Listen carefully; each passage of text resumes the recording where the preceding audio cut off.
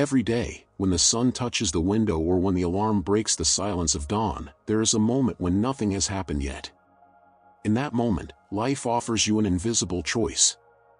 You can throw yourself into the day like so many do, already running late, already complaining about traffic, already giving away your peace to what you can't control. Or you can wake up differently, remembering that the first move is not external, it's internal. The world hasn't started moving yet, but your mind can already choose to be the protagonist or to be the captive. And this choice, though it seems small, changes everything. Because it's not what happens outside that breaks you, but what you allow to take root inside. Life will never stop bringing chaos. People will disappoint you, plans will fail, unexpected events will come. But between the event and your response there is a space, and in that space lives your freedom. The Stoics understood this deeply. They didn't expect the world to be fair, or life to be predictable. They simply trained their eyes to distinguish what was within their control and what was not. Imagine your mind as a bright and silent house. Every day someone knocks at the door carrying bags of trash, criticism, gossip, injustice, noise. If you open without filter, soon the inside is full of heaviness, dirt, confusion. But when you learn to say, "This doesn't belong to me," you protect your peace. It's not indifference, it's not coldness, it's mental hygiene. You cannot stop people from bringing trash, but you can stop it from occupying the main room of your consciousness. And when you choose not to carry what isn't yours, you leave space to carry what truly matters. The problem is, most people don't notice this. They wake up and are immediately swallowed by external demands. The phone vibrates, the emails arrive, the mind rushes after what's missing, what's late, what's worrying. And before even having breakfast, the day has already been hijacked. Not by tragedy, but by the lack of direction.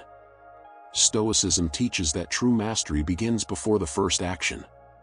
It begins with a simple but powerful question: why am I waking up today? That is not a casual question. It's a calling. Without it, you will live someone else's day. You will answer demands that aren't yours, fulfill obligations you didn't want, spend energy on things that don't sustain your soul. But when you define a purpose, the whole scene changes. It doesn't have to be something grand. It could be as simple as finishing one essential task, practicing patience, offering someone your full attention. The size doesn't matter, the clarity does. Marcus Aurelius, Emperor of Rome, wrote daily to himself. Not because he was insecure, but because he knew the risk of being swallowed by the empire, by vanity, by distraction. If even someone who ruled the world needed to remind himself of the essential, how much more do we? A day without purpose is a boat without a rudder. There is movement, but no destination.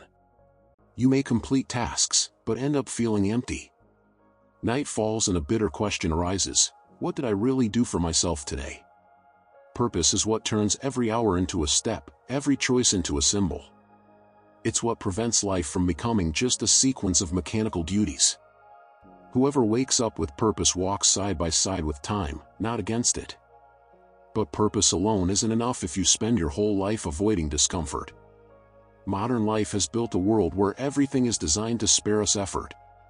With one click, we order food. With one button, we solve tasks. Continuous comfort looks like a blessing, but it can be a curse. Because a mind used only to the easy breaks at the first shock of reality. The Stoics knew this, which is why they practiced small doses of voluntary discomfort. They wore simple clothes, ate little, exposed themselves to the cold. Not as punishment, but as training. When you choose discomfort, you discover you can handle more than you imagined. Taking a cold shower, getting up without bargaining with yourself, facing silence when you want distraction, all of this strengthens you. Those who only know ease crumble at the first stumble. Those who train with the difficult walk steady even through pain. This training doesn't need to be extreme, it just needs to be consistent. Small daily choices shape you more than occasional big sacrifices. Voluntary discomfort is like sharpening the blade of the mind. You don't wait for life to bring the weight, you get ahead of it. And when the unexpected comes, because it always comes, you are ready. Rejection doesn't destroy you, failure doesn't kill you, the cold doesn't define you. You realize they're just experiences, and that you are bigger than all of them. What destroys is not pain itself, but the fear of feeling it. And the only antidote to that fear is conscious confrontation. But there is an even deeper fear, the diffuse fear of tomorrow. Fear of losing your job, of being rejected, of failing in public, of being forgotten. This fear paralyzes more than any chain of iron, because it locks you from the inside. The Stoics practiced premeditatio malorum, the premeditation of evils. Before starting the day, they would sit and imagine the worst that could happen. Not to attract tragedies, but to dissolve the terror those possibilities had over the mind. When you expect a storm, the rain doesn't surprise you. When you accept the possibility of loss, you live more intensely with what you still have. Imagine beginning your morning not expecting miracles, but prepared for losses. If criticism comes, you have already trained firmness. If delays come, you have already trained patience. If loss comes, you have already trained acceptance. This is not pessimism, it's courage. It's trading the naivete of expecting only good days for the clarity of being ready for the bad ones too. A monster seen face to face is smaller than the monster hidden in the shadows. And when you accept that life can turn upside down at any moment, you discover that freedom doesn't lie in avoiding pain, but in not being a slave to it. And when you accept pain as a real possibility, gratitude blooms with more strength. If you know you could lose someone, every moment together becomes a treasure. If you understand that you could fail, every small progress becomes a victory. If you remember that life is finite, each day lived carries the weight of eternity. This practice transforms your relationship with time. The Stoic does not waste minutes waiting for the perfect scenario, he lives with presence. And it is right here that the most powerful reminder of all appears, memento mori, remember that you will die. Death is not taboo for the Stoic, it is a teacher. Marcus Aurelius said it bluntly, you will die. Stop postponing. That phrase, hard and raw, is also liberating. Because it is precisely forgetting death that makes us waste life. We live as if we were eternal, postponing gestures, words, projects. Always believing there will be more time, later, another chance. But one day there won't be. And when death is accepted, postponement loses its power. You stop living as if you had 1,000 years at your disposal and start living as if you had only this moment. And what a difference that makes. When you wake up and ask yourself, if today were my last day, would I live it like this? Many worries reveal themselves as small. Arguments lose importance, expectations become lighter, and what truly matters comes into focus. Suddenly, a hug is worth more than a victory at work. An apology weighs more than any justification. Silence with a loved one is worth more than 1,000 rushed words. Death, paradoxically, is the most powerful reminder to live. It is not an enemy, but an ally. It reminds us that the clock is ticking and that every minute spent on envy, distraction, or pride is a minute lost forever. Those who accept finitude don't live in fear, but with a calm urgency. Not the anxious urgency that runs for the sake of running, but the dignified urgency of someone who knows that each choice is a seed.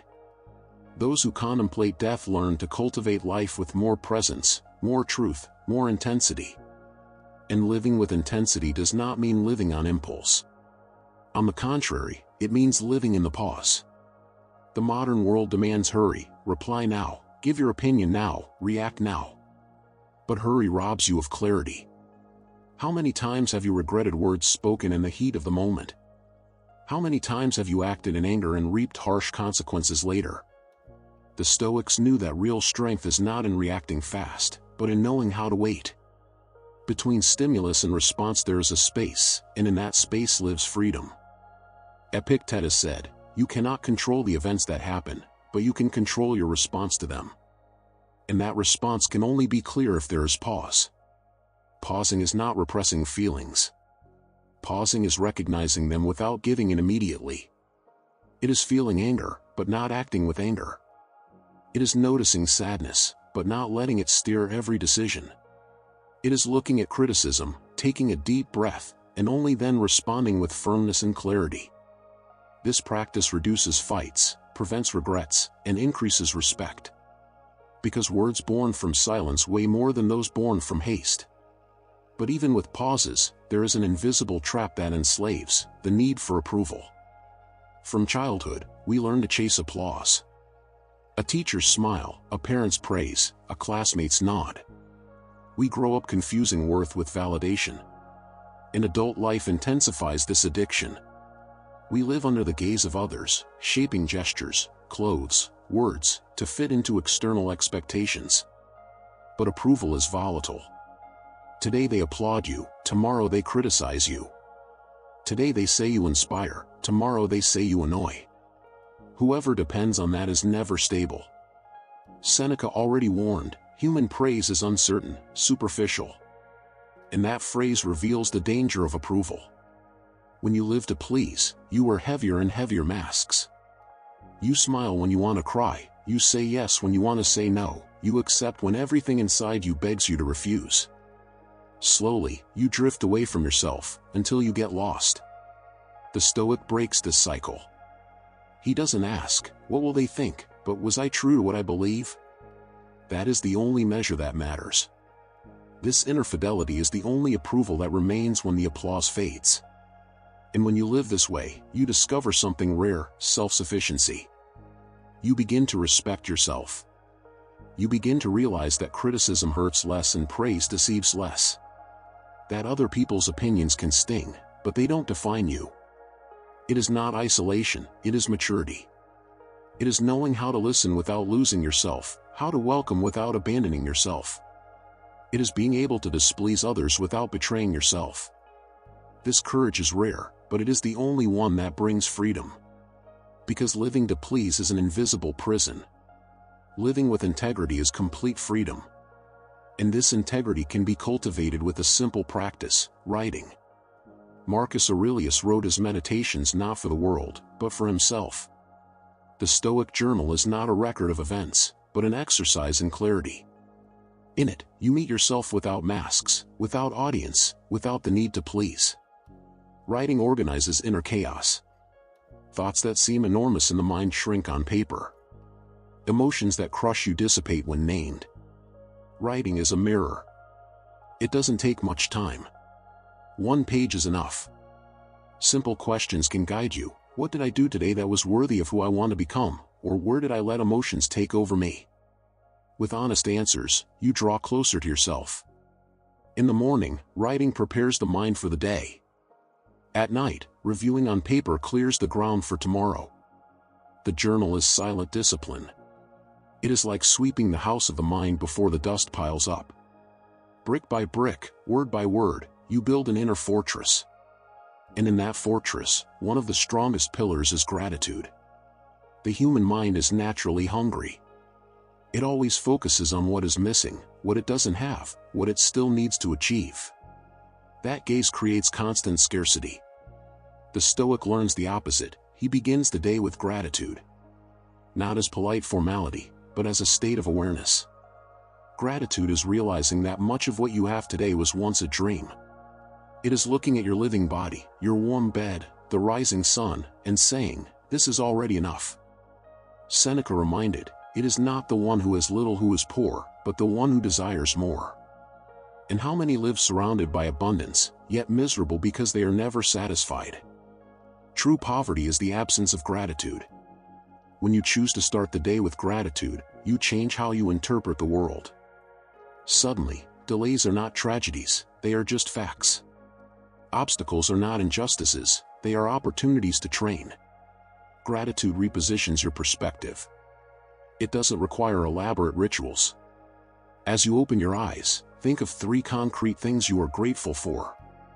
It could be your breathing body, the morning silence, the chance to start again.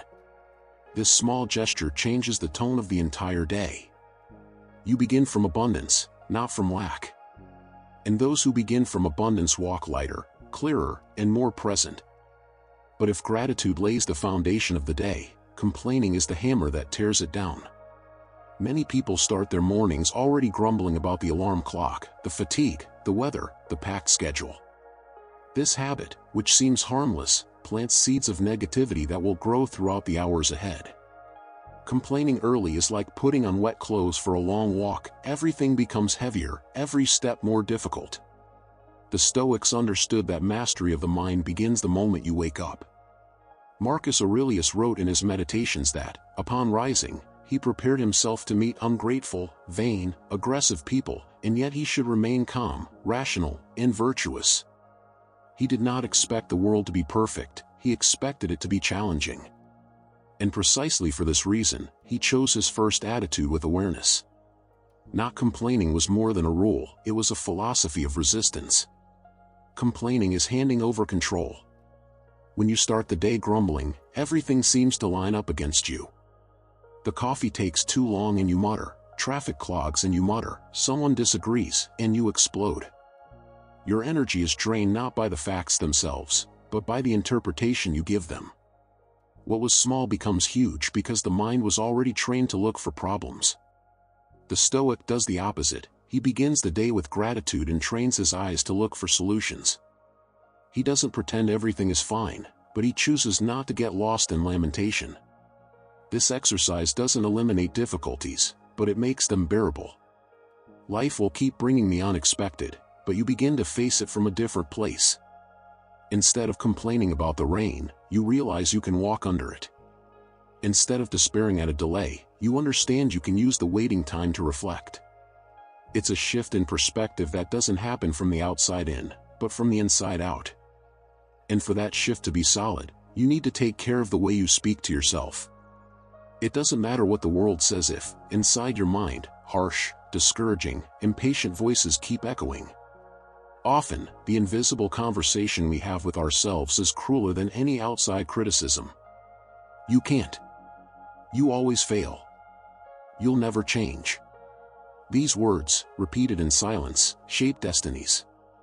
Epictetus taught that it is not things that disturb us, but the opinions we hold about them. Many times, those opinions are born from the way we secretly treat ourselves. Transforming your inner language means transforming your life. That doesn't mean adopting shallow self-help phrases, but being fair to yourself. It's speaking with firmness, but also with compassion. It's stopping the habit of condemning yourself for feeling fear, for being tired, for making mistakes. It's replacing self-criticism with guiding questions. What can I do with what I have today? How can I act despite the fear? When you change the tone of your inner voice, your mind stops being a battlefield and becomes an ally. You realize you don't need to shout at yourself to grow, but to guide with clarity.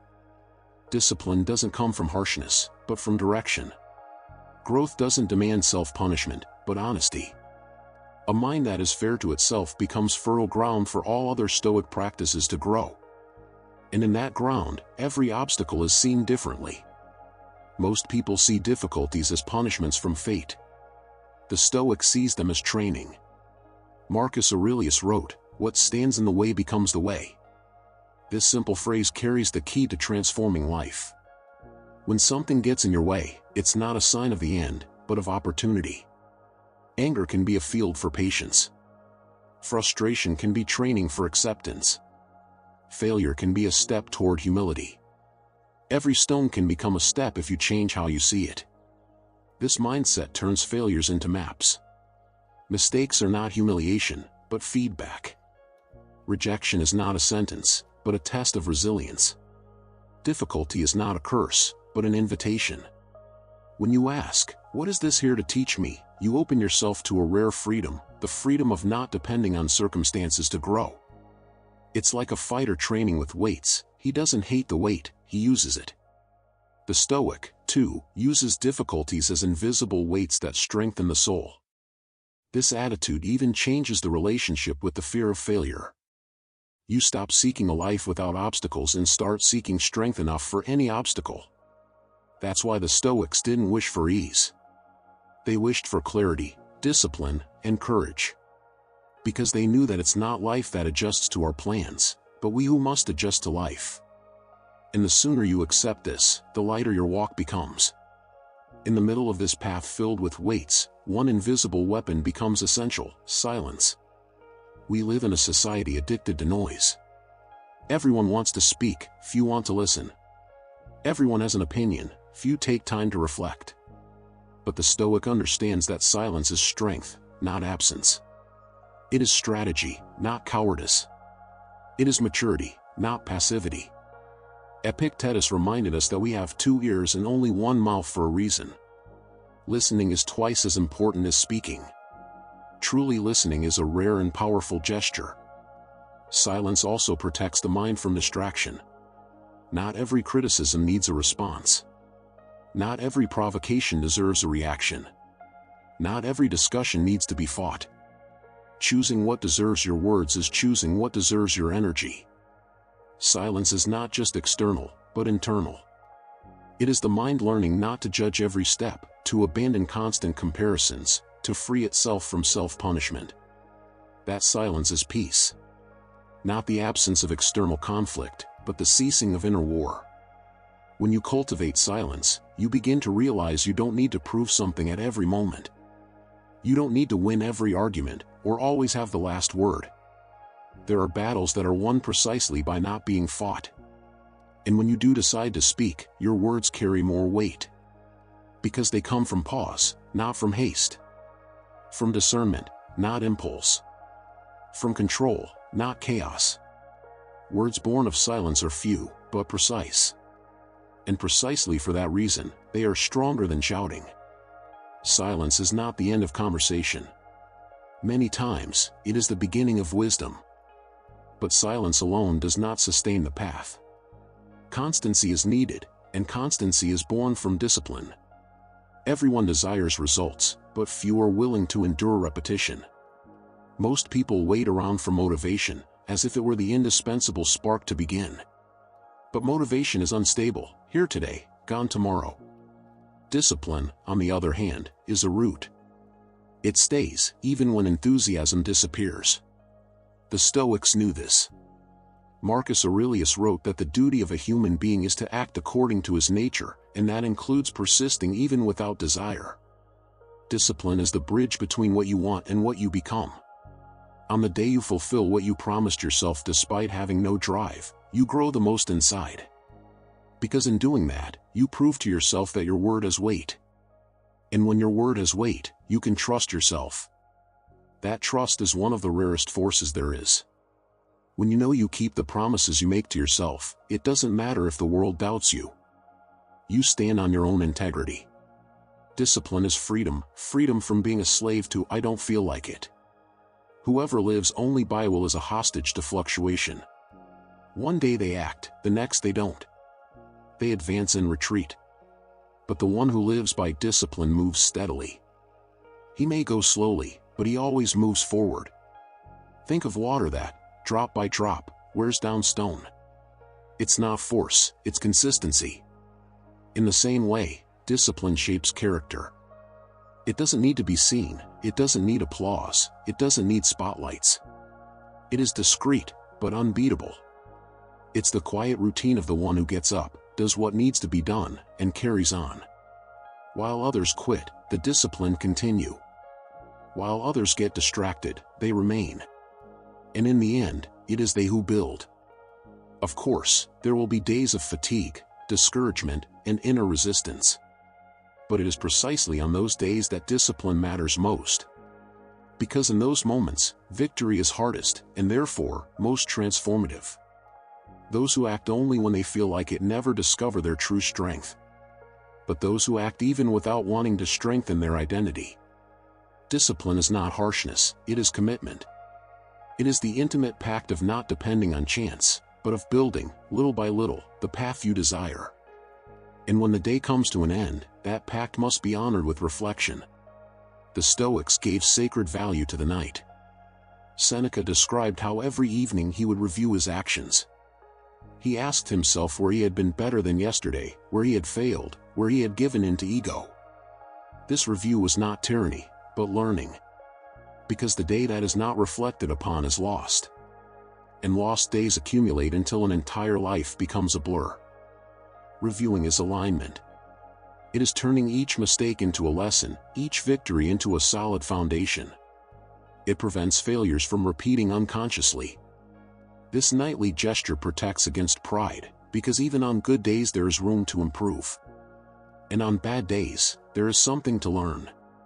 The humility to recognize this is what keeps growth constant. Hours of reflection are not required. One question is enough. Today, was I who I wanted to be? If the answer is yes, celebrate with humility. If it is no, plan how to correct it tomorrow. This practice is also a form of forgiveness. Because rigor without kindness turns into tyranny. When you review, you don't condemn yourself, you guide yourself. You acknowledge your flaws, but also embrace your humanity. You understand you are in process, that growing hurts, but it's worth it. And so, day after day, you build a clearer, steadier inner map. When you lay your head on the pillow, you hand your future self a cleaner ground. And you wake more prepared, more aware, more whole. This review is the closing of the daily cycle. In the morning, you decide what to carry, define purpose, embrace discomfort, accept finitude, practice the pause, release the need for approval, write, give thanks, avoid complaining, guard your inner voice, transform obstacles, cultivate silence, maintain discipline, and reflect. At night, you gather all of it and face yourself with courage. That is the complete journey. But this journey is not just ancient theory. It is living practice for modern chaos. Stoicism does not ask you to abandon the world, but to live in it firmly.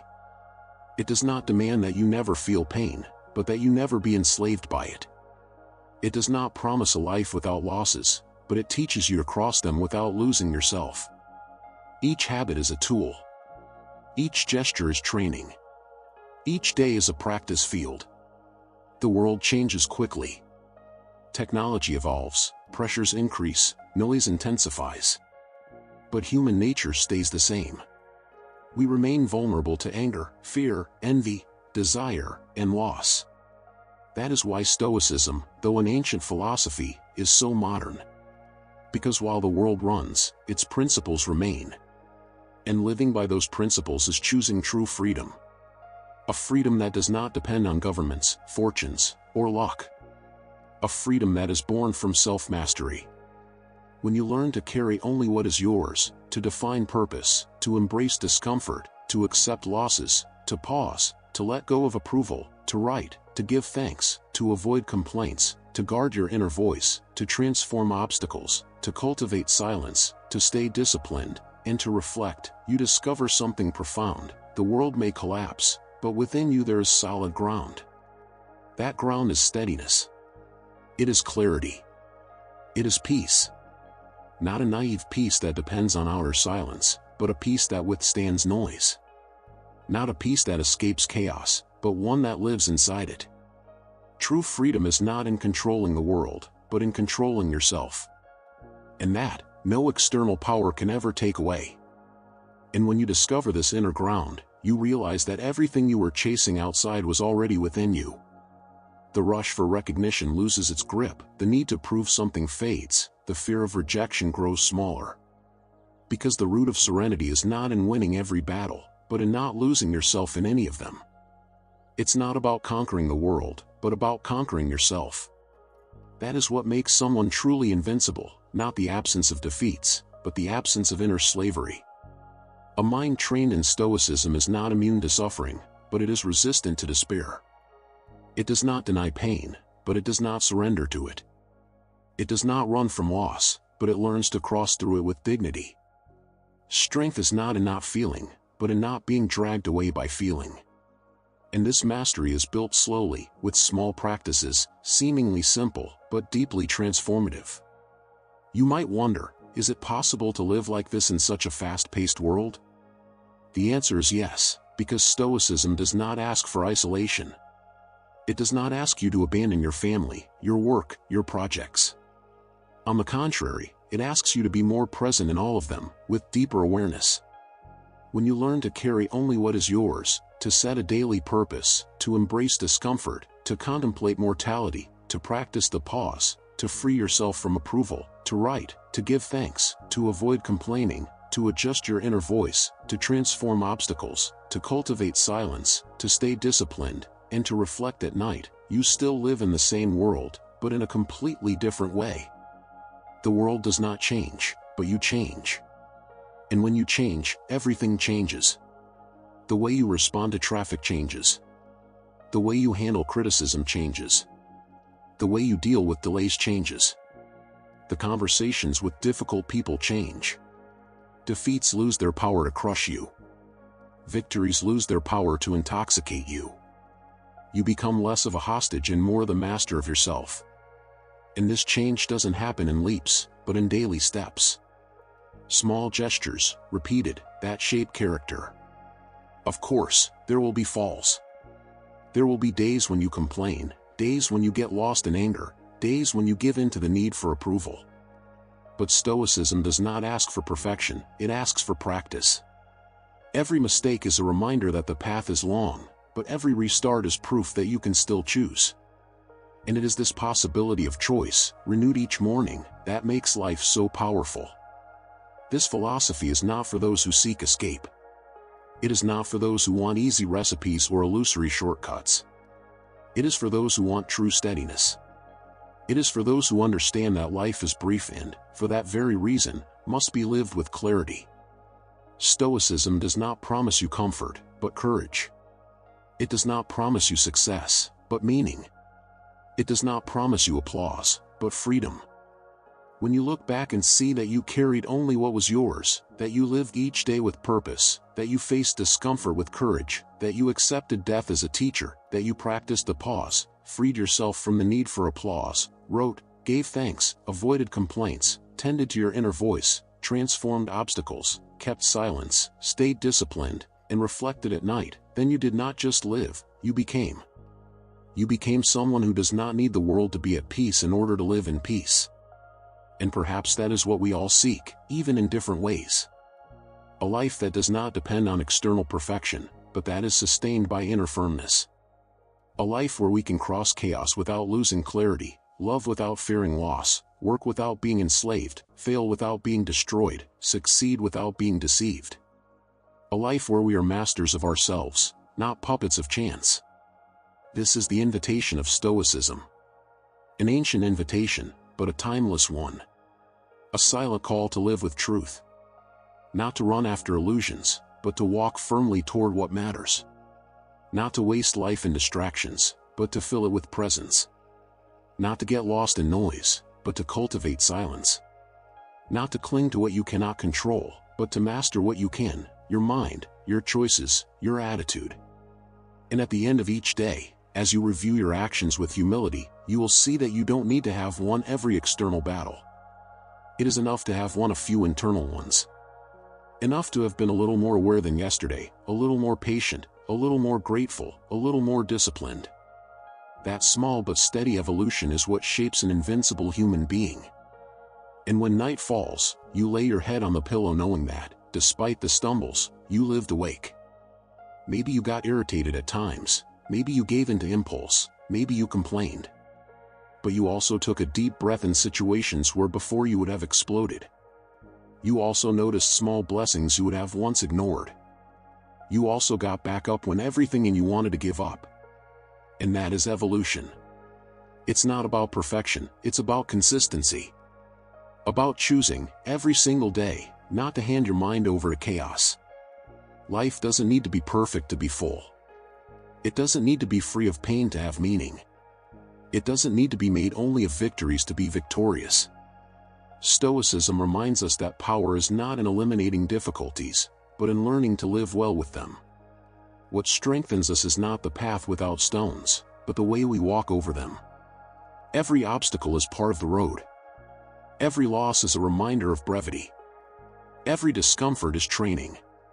Every silence is protection. Every discipline is a seed. And if you pay attention, you'll notice that there is always a choice. Life may bring chaos, but you can choose how you interpret it. Pain may knock at your door, but you can choose whether it comes in to dominate you or whether it is welcomed as a teacher. People may criticize you, but you can choose whether that defines who you are or whether it just passes through like the wind. Time may slip away, but you can choose what to do with the moment you have now.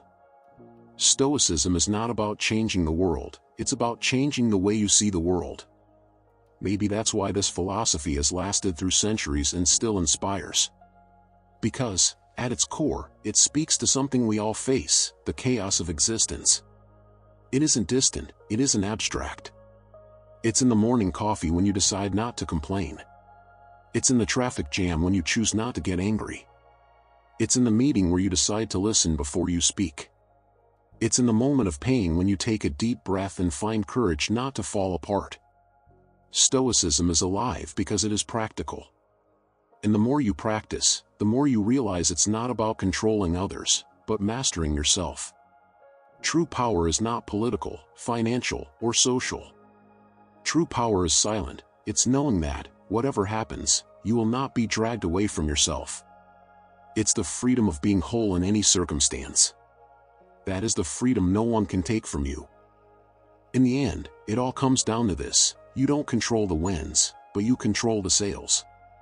You don't control time, but you control your attitude. You don't control death, but you control how you live until it comes. And that control is enough to turn an ordinary life into a grand one. The world may shake, may collapse, may drown in noise. But inside you, there can be silence, clarity, and peace. And if today were your last day, it would not be the number of external achievements that mattered. It would be the steadiness with which you walked, the clarity with which you lived, the gratitude with which you loved, the discipline with which you stayed true to yourself. It would be how present you were, even in chaos. Because in the end, it's not the days that count, but the life you put inside them. It's not what you accumulated, but what you left behind. It's not how long you lived, but how. So tomorrow, when you open your eyes, remember that the choice is still invisible, but real. You can live as a captive, reacting to everything, or you can live as your own master, choosing with clarity. You can waste energy trying to control what will never be yours, or you can invest your strength in what has always been within reach. You can waste life in distractions, or you can fill it with presence. Take a deep breath. Let go of what isn't yours to carry. Decide on a purpose. Accept discomfort. Face finitude. Practice the pause. Stay true to yourself. Write. Give thanks. Don't complain. Speak to yourself with fairness. Turn obstacles into training. Cultivate silence. Keep discipline. Reflect with humility. And repeat. Every day. Always. Because in the end, it's not the world that needs to change, it's your perspective on it. And when your perspective changes, everything changes. That is the essence of Stoicism. That is the art of living invincible in the midst of chaos.